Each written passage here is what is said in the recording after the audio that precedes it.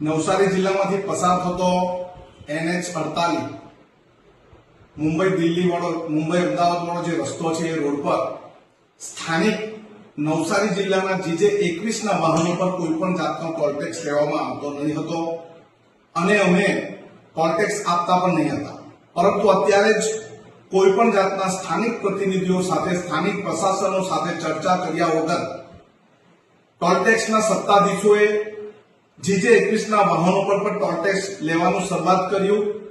અમે કેન્દ્રીય મંત્રીને ગત રોજ પત્ર પણ લખ્યો છે, અમે કોઈ પણ જાતનો ટોલ ટેક્સ આપવાના નથી। એટલે આ જે સરમુખત્યારશાહીનું જાહેરનામું બહાર પાડ્યું છે પરત ખેંચો, અને જો પરત ન ખેંચવામાં આવશે તો અમે આવનારા દિવસોમાં લોકશાહી માર્ગે જન આંદોલન કરશું।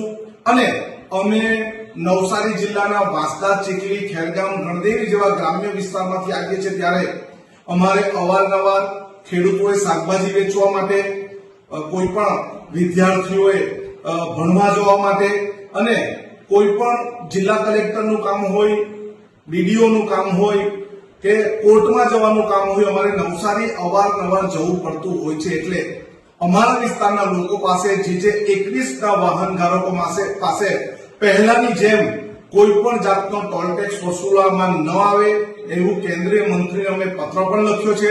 જો અમને કોઈ પણ જાતનો જવાબ ન આપવામાં આવશે તો અમે આવતા અઠવાડિયાથી નો ટેક્સ, અમે એક પણ રૂપિયો ટેક્સ આપવાના નથી। અને જો પ્રશાસન અમારું નહીં સાંભળશે તો અમે ત્યાં જઈને મોટું જન આંદોલન ઉભું કરીશું। જય આદિવાસી।